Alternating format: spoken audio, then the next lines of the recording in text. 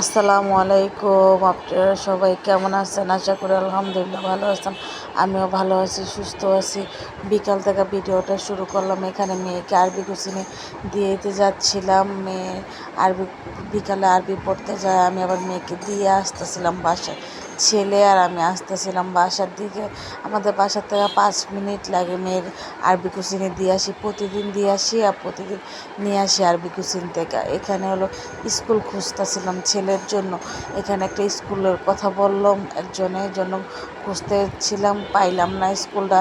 তারপর আর কোনো video shoot নেই। সকালবেলা রান্না বসাই দিছিলাম। এখানে হলো আমি পরিমাণ মতন তেল দিয়ে দিছি, তারপরে পেঁয়াজ কুচি দিয়ে দিছি। আজকে মাছ রান্না করব।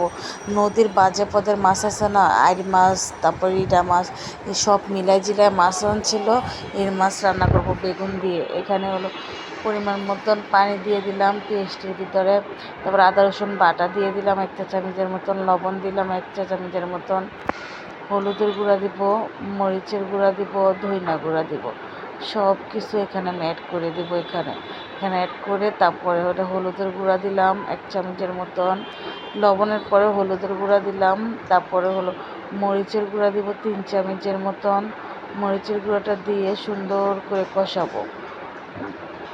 কষানো হলে আমি হলো মাছটি দিয়ে দেবো। মাছটি আগে কষিয়ে তারপরে হলো বেগুন দিব, নাহলে তো এই মাছ তো ভেঙে যায়। এই জন্য আর আমি আস্তে আস্তে কষাইতেছিলাম তরকারিটা। আপনারা যত কষাবেন ততই তরকারি ভালো লাগবে খাইতে।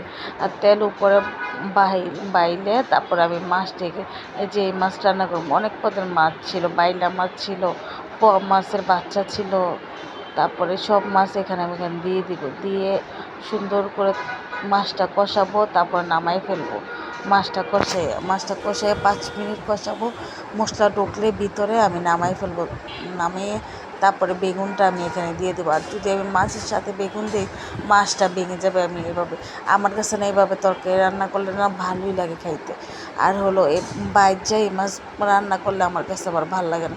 রুই মাছ এই যে কষানো হয়ে গেছে তরকারি, এটা মশলাটা ঢুকে গেছে। এখন আমি মাছটি সুন্দর করে উঠাই ফেলতেছিলাম। মাছটি উঠিয়ে তারপরে হলো এই যে উঠানো শেষ করলে তারপরে আমি বেগুনটা দিয়ে রান্না করবো। অনেক দিন পরে বেগুন দিয়ে মাছ রান্না করলাম, ভালোই লাগছে তরকারিটা। আমি তো পরে বয়স দিছি যে মজা লাগছিল তরকারিটা।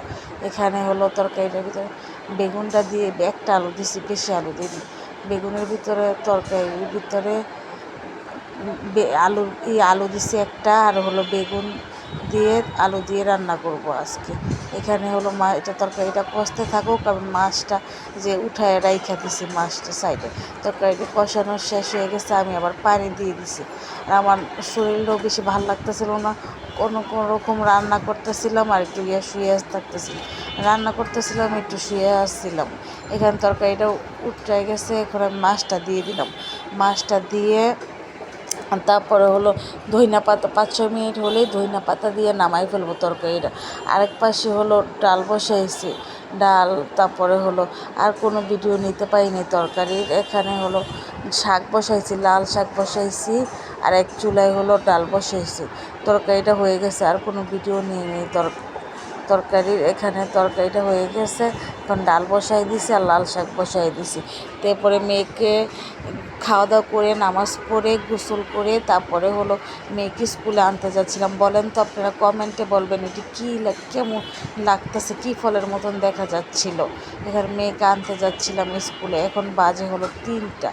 মেয়ে স্কুলে আছে।